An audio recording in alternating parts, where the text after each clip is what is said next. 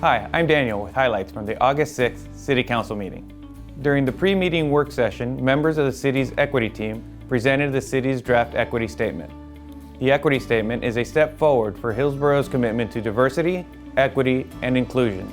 Community members are invited to share ideas and perspectives about the statement during 2 upcoming listening sessions.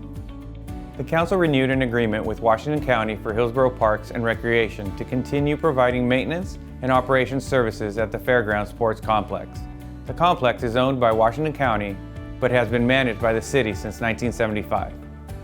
To wrap up the meeting, Interim City Manager Robbie Hammond highlighted last night's National Night Out event. The Hillsboro Police and Fire and Rescue Departments visited with neighbors across Hillsboro at community parties during this fun annual event. That covers it for now. Thanks for watching and have a great week.